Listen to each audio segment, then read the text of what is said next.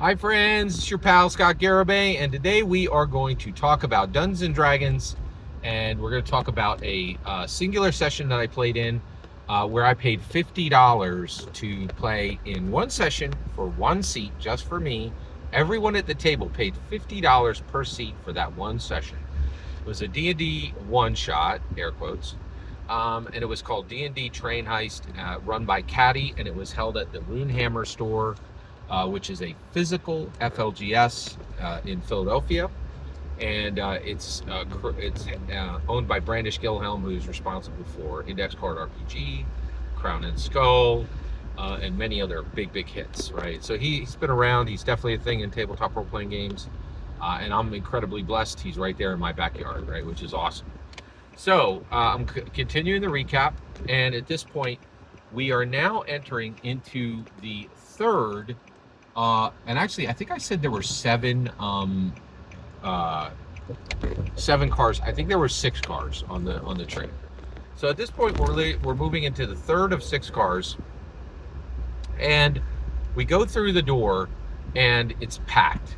There are 2 Red Wizards of Thay and 4 guards, and literally, and they're just filling the whole car, and it immediately burst into. Sorry, it did not immediately burst into fighting, because we had stolen Red Wizard of Thay robes previously. So we came in, we started talking to them, and what was interesting was one of the players was like, and we were distracting them, like, because we were like, oh, we're Red Wizards of Thay, just like you. So 2 of us were doing that, but the dwarf bard decided that they wanted to open up treasure chests, right? While we were here, because every single car in this place has these treasure chests, and so it's filled with magic items. Like, it's a very, and it was our job to get magic items from the trade, right? It's one of the reasons we were sent there. So we go in, and so the dwarf failed his to do it secretly, right? And immediately it popped off into combat, right? And I said, listen, everybody, let's not even try to fight these guys. I have a plan. Stay with me. Let's go to the next car immediately. So we start to try to make our way through, but it does not work. There are, we roll for initiative. We can't double move because the car is just packed with people. There really isn't an opportunity to double move. Good coffee. Excuse me. All right. So, at that point, we can't double move, and so they really tear into us. So I had 32 hit points. I was a 3rd level drow fighter. We also had a 3rd level dwarf bard, and we had a 3rd level elf sorcerer. And I would say we took 1/3 to half. So I took 1/3 of my hit points in damage. There was a fireball that was kicked off by one of the Red Wizards of Thay. And there was, the other 2 took about half of their hit points as well. So we got hooked up, right? But then we get to the other end, right? And what do we do at that point? We jump over the train, the connector pin that is connecting the 2 cars, and all of our opponents, the 2 Red Wizards of Thay, the 4 guards, they're all packed into this car. And so I have the Ring of Ram, right? And so it has these charges on it, and you could use it to do these powerful rams, right? So I'm like, get a hold of this car, jump over on the other side. So we all do it. And I'm like, okay, Dungeon Master, I'm going to use the Ring of Ram. I'm going to use all the charges, and I'm going to break the pin between the two cars. Now, essentially, I'm expending the entire magic item. So because I went all out, and I really appreciated this, Katie, the Dungeon Master, did make me roll. She's like, yep, you blow that thing off. In fact, it literally blows off the doors. It blows off, the whole door on the other side, right? And it destroys the pin. And then that car pops off. So now 3 out of the 6 cars don't even exist on the train. They've slid off the end of this automatic magical train, which is laying track in front of it, picking up track from behind, in this automated way, right? So we go over into the new car, and at this point, this new car is filled with um, 12. It's actually filled with 12 kidnapped city dwellers, right? And these 12 kidnapped city dwellers, they are here, and um, the gnome wizard that we came to find is there as well. All of them are deeply hypnotized. So, and we realize that they've been hypnotized by the Red Wizards of Thay, and the Red Wizards of Thay are taking them. They're like stealing prominent members of the city and taking them back for specific reasons. We also find out, we do this through investigation rolls, that all 12 of them are linked to we actually wake up the gnome wizard, and we and actually break him out of his hypnosis, but the rest remain in hypnosis, and we find that all of them are symbiotically linked to each other. So if one of them makes a move, the others make the move. So we realize, like, when he's speaking, the others aren't, there's not words coming out of their mouth, but their mouths are moving. When he moves his hands, their hands move. When he turns right, they turn right. So they're all symbiotically linked, right? So we realize, okay, we understand what the Red Wizards are doing, but this has to be coming from a concentration spell or a powerful magic source, and it's got to be deeper in the train. So we figure out what's going on with that, and then we go to and then we leave that train. We can't disconnect this one because it has 12 people who are kidnapped, and they're still under hypnosis. So we want to keep them close. So we tell the gnome wizard, say, listen, stay here. We're going to advance forward, and we're going to find what's happening here. So you stay here. You be safe. We're going to free you. We're going to find this wizard, and we're going to, end this, thing that's happening. So next, we go through, and we find, and in the next car is literally the wizard's magical study. And it is a high-end, like, I don't know if it was as high as an archmage, but it was a very skilled, high-end wizard. He is a Red Wizard of Thay.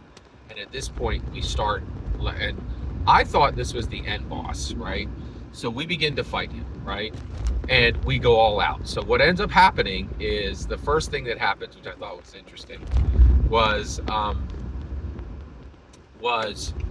the elf sorcerer takes his portable hole and puts the wizard into the hole. Now the wizard starts kicking off powerful spells, lightning. He buffs himself, and I think he used some magic missile, and so he starts carving off hit points from us again, right?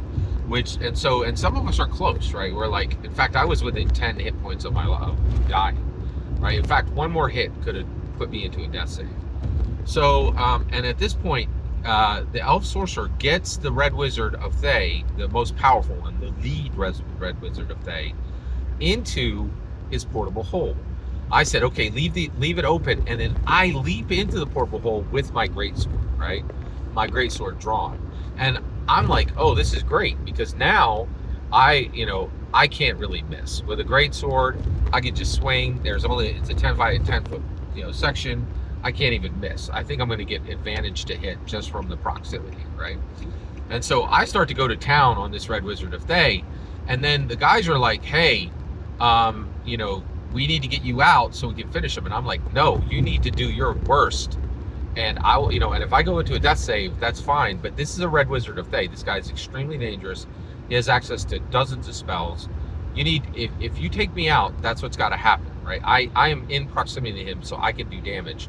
That does not preclude you from doing damage. And I've felt this way for a long time, and I'm amazed how many Dungeons & Dragons players don't understand this. Like, if you are a fighter, you should be leaning on the death save, right? You should not be avoiding a death save. Death saves are very, very safe. Like, you get 3 checks. Yeah, you can hit a natural 1, and that gets a little bit dangerous. But the reality is, if you're playing a fighter, you should play dangerously. And so I was, right? So I was like, do your worst. So, and actually, so at this point, the elf sorcerer, and they're like, well, you know what we'll do? We'll just, we'll actually dump him out the side of the train. And then we can leave him behind, and you need to make a leap for it to make it out, right? And so I did. I made a leap to force it out, to get it out. Now I do want to say this was really interesting. Katie was in on board with this. The two other players could not. I wanted to be like thrown from the train with the wizard, and then fight the wizard, to his death on the rocks on the side of the train, right? Or even take the fall damage and allow my character to die and the wizard to die. I wanted that wizard dead, right? But I was shocked. These players just did not understand the idea of a sacrifice character, right? Or sacrificing a character, not a sacrifice character. Sacrificing a character to achieve something noble and epic and dramatic and dynamic. What's interesting is it makes me think about Daggerheart. Daggerheart literally has this built into the game, right? Where it's definitely a real thing, which I thought was very, very interesting. And so at this point, I realized it was just upsetting to them, the idea that my character would die at the end of this. It wasn't upsetting to me at all. And also, I don't even think I would have died. I think I would have killed the wizard on the rocks and lived. I have more hit points than a wizard. I think I definitely could have handled it, right?